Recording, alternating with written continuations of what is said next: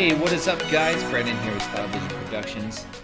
Today I'm going to be going over a tutorial on how to motion track and importing that motion track data into 3ds Max. I've been getting a lot of requests on how I do certain things such as live visual effects when I implement 3D objects.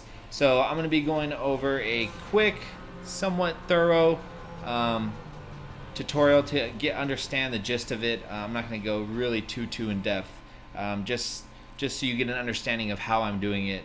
But more than likely I'll probably get pretty in depth because I always explain things. So anyways, before we start, why don't you go ahead and hit that subscribe button if this is your first time coming across my channel. But without further ado, let's go ahead and begin. Now usually when I do motion tracking, I record my footage. And I have to make sure when I record my footage, I make sure the shot is stable, not too much blurriness as far as like panning. What I use for motion tracking is Boujou. There's other ones, I believe, called Nuke, and I always forget the other ones, but usually I've been using Boujou for quite a while. I'm not too sure if I'm pronouncing that right, but every time I say it, I always feel like I'm saying it wrong. But anyways, I'm going to go ahead and pick my motion tracking data, which was under my most recent video which was a Pacific Rim type visual effects. I did it really fast because I am working on a bigger animation, and I just had to put this out on my channel before I start compiling the final bigger animation that I'm doing. Okay, so anyways, I'm going to go ahead and select my footage, and once I select my footage, you get an image sequence right here. What I went under is File. I went right here and hit Import Sequence. You can also go under File and Import Sequence. Okay, so once I get there, I rendered this footage out into 30 frames per second. Now that's very important under your frame rate, correct? Because you want to make sure when your motion tracking is being tracked, it's under the same frame rate, frames per second.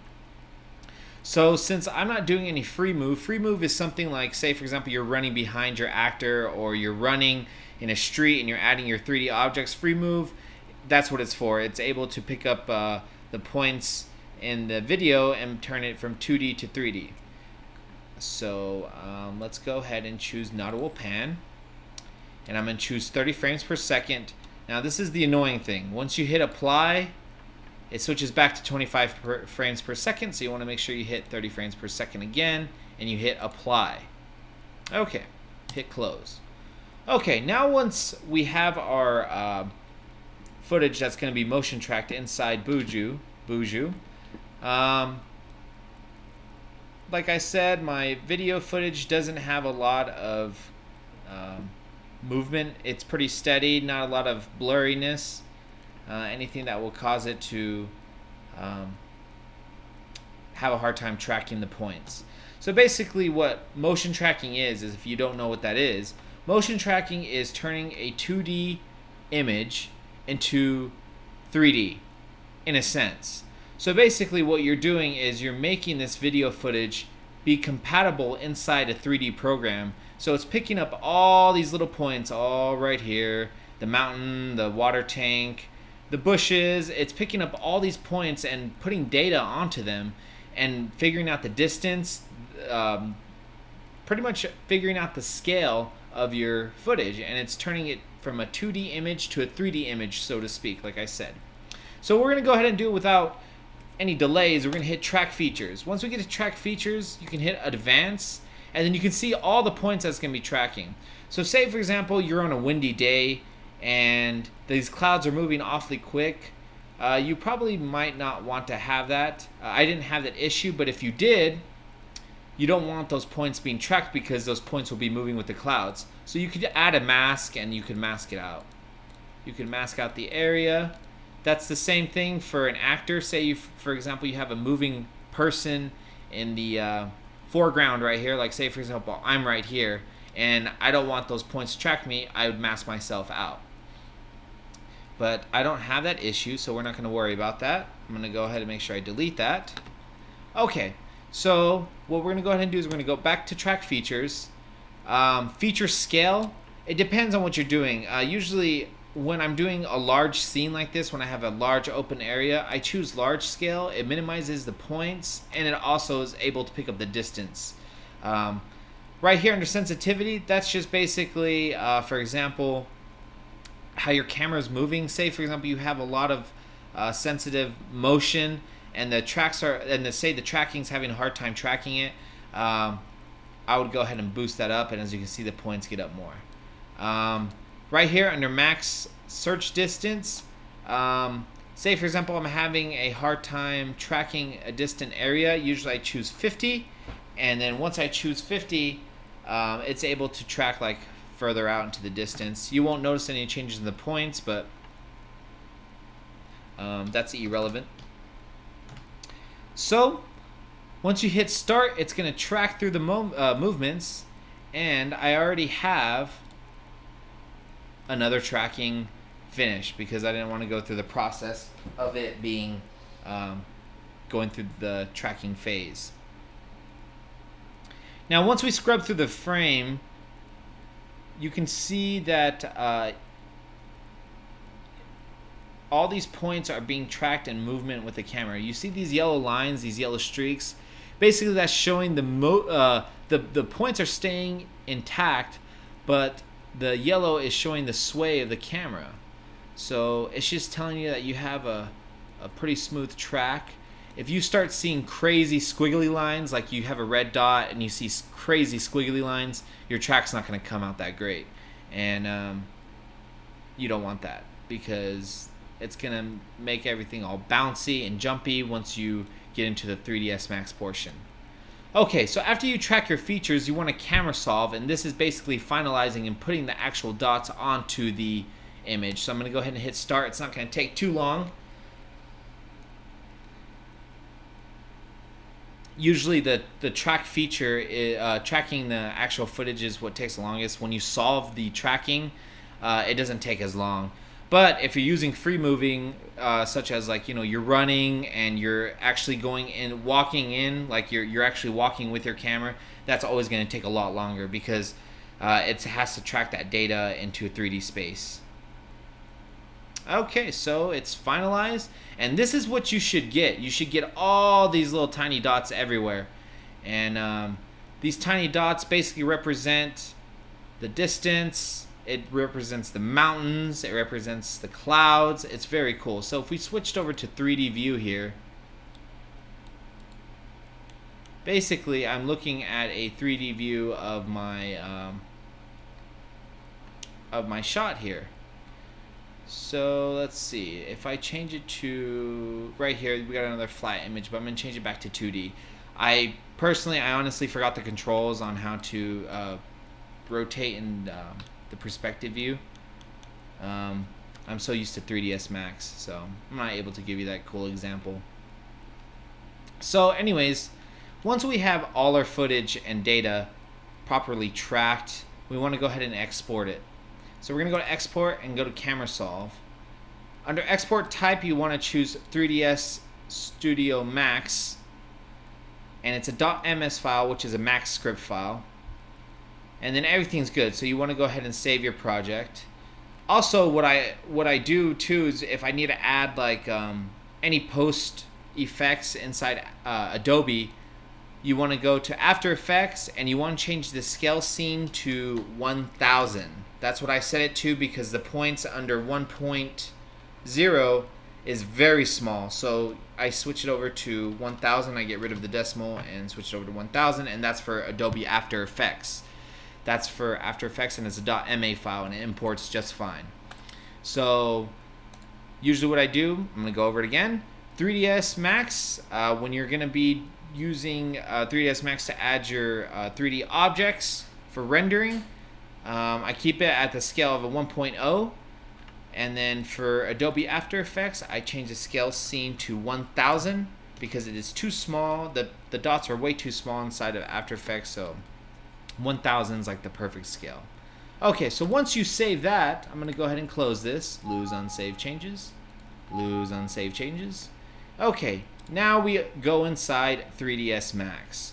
So once we have everything properly finished, we have our track data, we went ahead and saved it under 3ds Max.ms, which is Max script file. We open 3ds Max, we go under Max script, and we hit run script. Once you get to run script, you want to go to your file. Let me just get there really fast. And then mine's right here. VFX main track is what I set mine as. But I'm going to use this one because I've got to show you an example of what happens when you put in Boujou data for some reason. I'm pretty sure it's this one. Okay, so you get this error message right here, and it's basically some type of syntax error. It's looking for the video file. So for whatever reason, under file name equals C user, where it's looking for the video data, this parenthesis right here, you want to go ahead and delete that. That's the only one you delete. You hit file, save, and you close it out, and you rerun the script again, and it imports just fine. So I went ahead and did that to this VFX main track already, but I just had to show you an example on that one. So once I put in my camera tracking footage, you can see it's right here. So I'm going to get into this view and go under camera. You can't see anything right now, but what we're going to go ahead and do is I'm going to get out of here. I'm going to go right here. I'm going to get back into my zoom. Readjust my perspective. Okay. So once you have your data in here, usually it's going to come out like this, perfectly on the Z-axis. You should be able to see your camera moving. It's exactly at 750 frames, which was the amount of the video that was in Boujou. So that means that you imported it correctly, which is exactly 25 seconds to the T of that footage I used. Okay. So what we want to do is we want to select all that data, or you can hit H and then you can just select all from here. You want to make sure you select everything. I'm talking the reference points, camera, and all the auto tracking right there. Okay, so once we're there, we want to rotate this camera, and this is where it becomes sensitive. The reason why is if you have it under the wrong reference, the reference coordinate system, it's going to mess up your whole track. I've been doing this for a long time, and there's been times where I've rendered a 3-hour scene and it's completely jacked up. I mean, not even 3 hours, I'm talking like 16 hours, 18 hours, and I have to redo it, and a whole day is lost of me editing. So you want to make sure your view, your coordinate system is under view. Okay, I turn on angle snap toggle so I can put the camera perfectly at a 90 degrees, because most of the time, when you're shooting a motion track scene, you're holding at a 90 degree angle somewhat. So you want to start off with that. So I'm going to snap it to a 90 degree angle. That's with everything selected. I'm going to choose scale. Make sure that your coordinate system, your reference coordinate system, is under view. Okay, so I'm going to scale this up.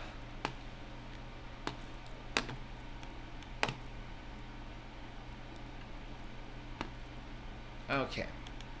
Now, move the camera right there. I'm probably going to scale it down just a little more. Not too much. There we go. I'm going to hit C for camera. Okay. Now, you can't see it right now, but this is all the tracking data. This is the image. It picked up all the points inside your track. So right here, I can guarantee this is the mountains. I can already see it right now. I've been doing this for quite a while, so I can already tell what I'm looking at.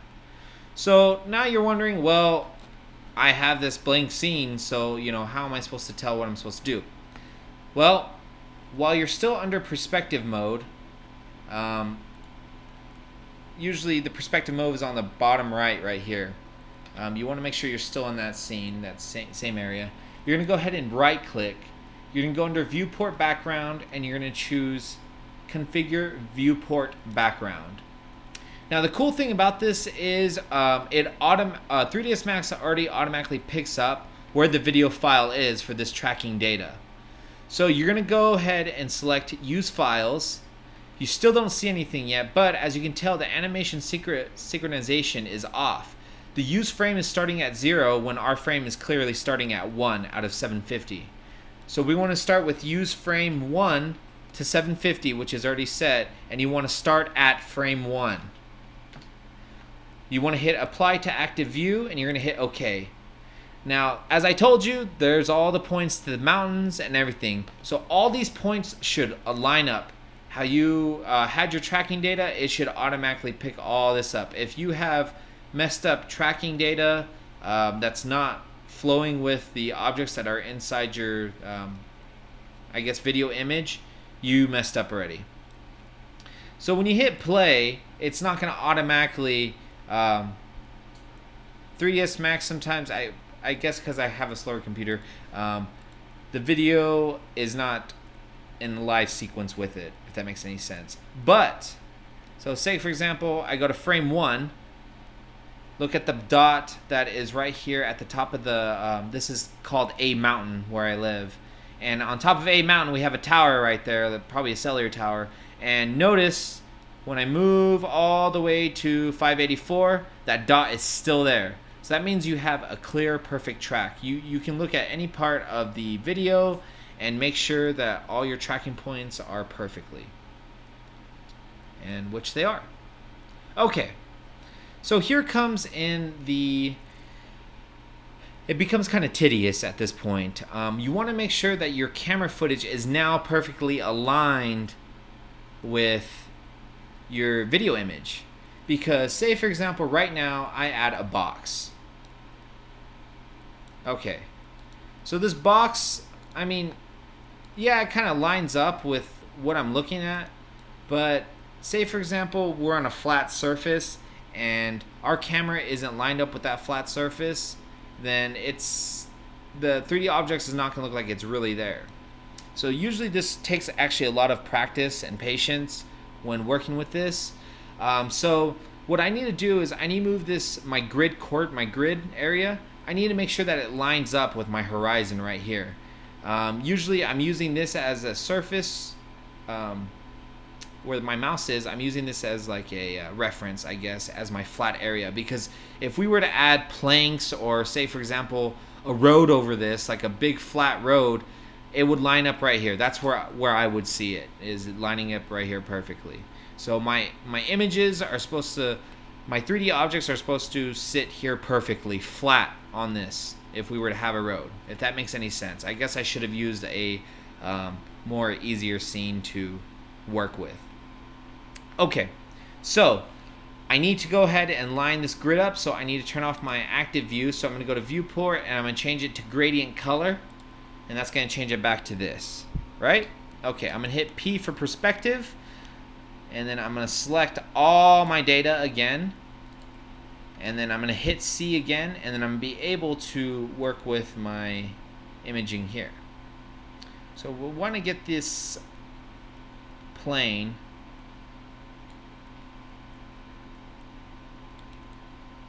into view. We want to get this grid into view. Okay. So I'm going to go back and get my viewport. I'm going to use the custom image file, and that's going to put everything back on. So I'm going to show you an example. When you move this camera, notice the dots aren't going anywhere. It doesn't matter where you move the camera, the dots will not go anywhere. But what does matter is this grid plane. So as you can see, this is a little, this grid right here is a little slanted. It's not what I want it to look like. So still using the reference coordinate system, I'm going to choose the rotate tool. And then I'm going to go on the Y axis. Make sure that we turn off snap toggle, because now we need to make it very, very precise. I'm sorry, this is the X axis. So notice how my ground plane is now moving. So I want it to be pretty leveled, right? So I'm going to move it up. I'm going to change back to my select and move, and I'm going to go down Okay, now I'm a little bit too facing up, like it's a little bit too angled up, probably about 2 degrees, maybe 4 degrees too much. So I'm going to put it right there. Yeah, that's about perfect. Now, do you see what I'm talking about when I said that I want it to be flat? As you can tell on my grid, it's pretty flat and it's pretty well aligned with where I see this imaginary road. So say, for example, you're tracking on a flat surface. You want to make sure this grid is perfectly aligned on that flat surface, basically is the gist of it. Okay. So now that you have that going, you pretty much have everything done. So let's go ahead and add a box. Now, if this was a flat surface, my box would perfectly align up against the flat surface, but I don't have a flat surface, so I'm sorry about that, guys. So I'm now going to open my file of what I use to. I guess this is the primary main example here.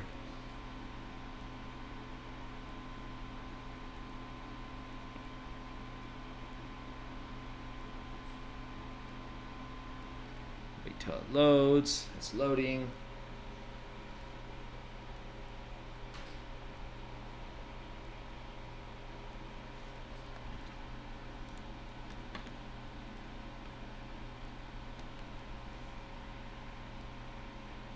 Okay, so this is the Pacific Rim visual effects I recently did. Here's Godzilla and here's the Gypsy Danger. And this is my plane. I'll get to that in a bit. Hide selection. Bit. Hide by name. Bit.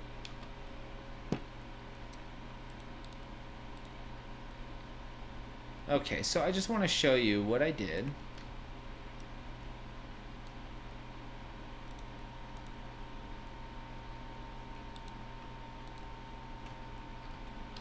Oops. Let me just get all these objects off of my viewport here. Hide selection. Okay, now we're pretty much down to the scene itself. So as you can tell, I have my camera set up, and notice how my objects are still on the flat surface here. They're perfectly on the flat surface, but my camera is giving the illusion that they're angled. So basically, when you are trying to get your right perspective, you're only messing with the camera. Everything else is still staying at a perfect, normal, symmetrical in the 3D world, so to speak. So when I go back to custom image, notice how they look like they're angled and they're standing up tall. But when I switch back to gradient, everything is pretty much still the same here, right? So say, for example, you have an animation inside your motion tracking footage. That's all I did is I did my animation portion. And I actually did motion capture for this. I did my own motion capture. And so basically I have my guys fighting right here. And you know, I did all the animation I needed to do. And say you're done. Say we're done doing everything that we had to do for our motion tracking footage. So now we need to work on the lighting. The lighting needs to be as close as possible to the lighting you're using outside or inside. So since I did an outside, I used a V-Ray sun. Oops. So I set my V-Ray sun up as close as possible to the daylight from outside. So when I went outside, I made sure I looked at where the sun was facing on my shoulder when I was filming this. And this is what I got out of it. So now, once we have that, I'm going to go ahead and create a plane.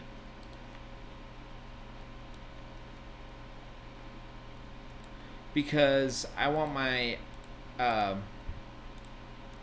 want my models or my scene, my objects to cast a shadow, right? So I'm going to choose just a normal gray color. I'm going to hide all my selections. Unhide by name. I'm going to go and unhide my objects now. Unhide. There we go. And then, okay. Now that I have my plane set up, when you render your image, you don't want, all you want is a shadow cast, right? So I'm using V-Ray. So what I do in V-Ray is I right click, I go to V-Ray properties, I choose matte object, matte for reflect and refraction, alpha contribution, you want to set this to a -1 so it does not render, the plane will not render at a -1. You want to make sure that it gets direct light such as shadows and it affects the alpha transparency, and you hit close. So once you're through with that, you want to set up your rendering information. I'm going to choose very low so I can render it as an example. So once you hit render,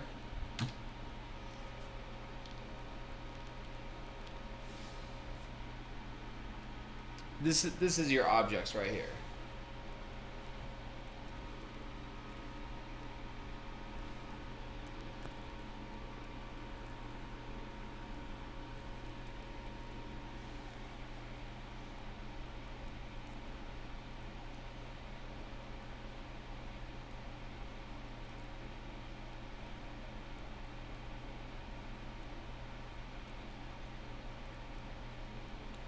And it's still rendering.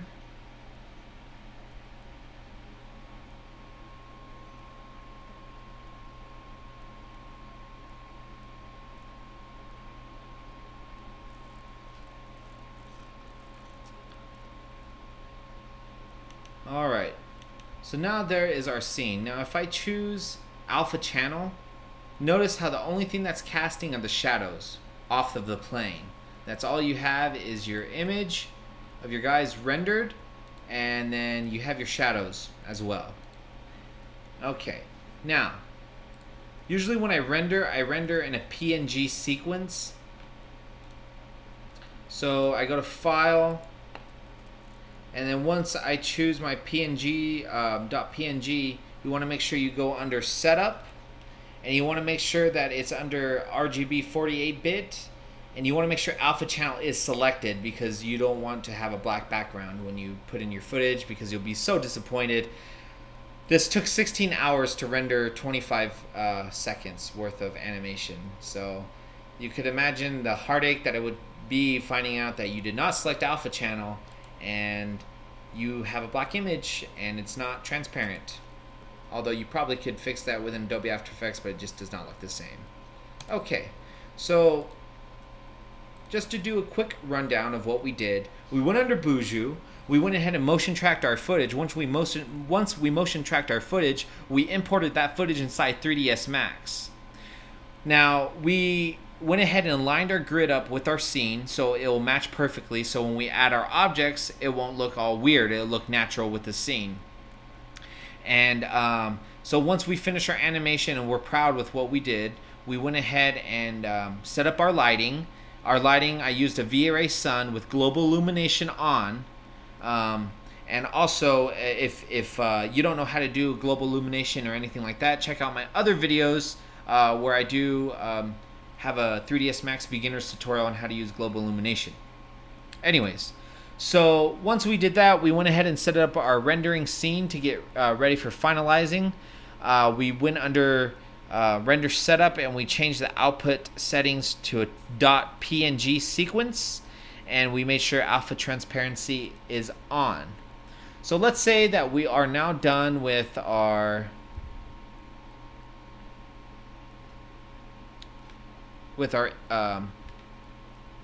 animation rendering sequence and everything. I'm going to go ahead and open up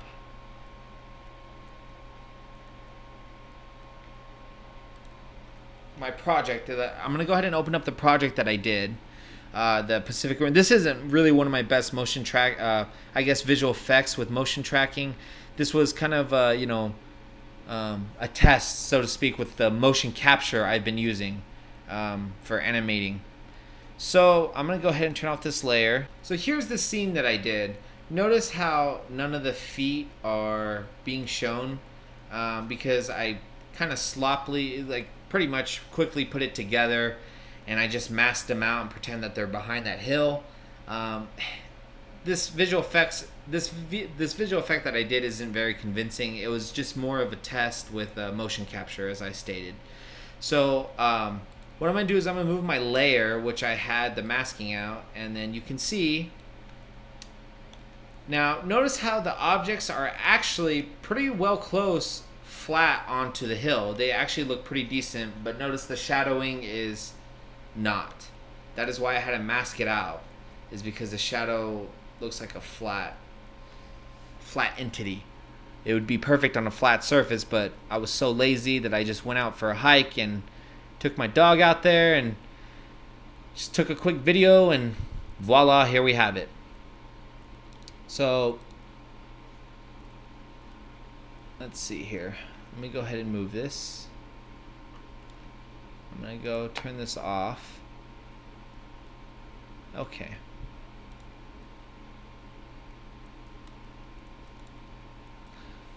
So you won't have to worry about motion tracking inside 3ds Max because your footage is already tracked. So once you import your PNG sequence, you want to make sure that it's at 30 frames per second along with your video, which is at 30 frames per second. So I'm going to disable this. So when I look at my main raw data of my video footage, it's at 30 frames per second. When I import my PNG sequence, it's at 30 frames per second. So when you import your animation, you want to make sure that you have PNG sequence selected. This basically imports all the PNG sequences from 0 through 750 in my case. So it's able to automatically pick up the name and put it in as an animation file. So once you do that, all you have to do is drag and drop your main raw footage and then your main animation sequence, and everything should line up perfectly. If you start seeing your 3D objects slide, or you see them moving or jittering, you're gonna have to redo the whole tracking back in Boujou and restart back into 3ds Max. You can save your animation file, but you have to recoordinate your camera and everything again. But this was basically a rough overview of how I do my live action shots with 3D objects. Now, I understand that it wasn't completely thorough, but this is pretty much the gist of the process I do. Later down the road, I will show you how to do it thoroughly, but it's a very long sequence. It takes, I would say the tutorial would take over an hour to do a thorough one. So that is how I go about motion tracking. This is your first time coming across my channel, why don't you go ahead and check out all my other videos. Again, if this is your first time coming across it, subscribe, hit that subscribe button. Every subscriber helps. I'm at 1,461 currently as of now, which is very, very exciting. I've been doing YouTube on and off since 2008, so I mean, it's not a lot that I mean, I guess 1,000 to me is a lot, so I want to thank everyone that has subscribed to me, but it's taken a long journey to get to 1,461. It's also because I wasn't as active. I didn't become active until around 2012. That's when I became active. So, and then I became unactive again, but I'm more active now because, well, I love doing this. But yeah. So if you have any questions, leave a comment below. I don't know if anyone's ever. I don't even know if anyone's made it past 10 minutes. Everyone has a very short attention time span, especially with boring long tutorials. But if you enjoyed this tutorial, hit that subscribe button. I also do green screen free stock footage and tutorials, And I love doing animations, visual effects. I also do 360 virtual reality now, which is actually really cool stuff. My most recent one's Star Wars Rogue One, but I am rambling on now. So, anyways, my name is Brandon with Cloud Vision Productions, and I'll catch you guys on the other side. Have any questions, leave a comment below, but I don't know if anyone made it this far. Alright, I'll talk to you guys later. Bye.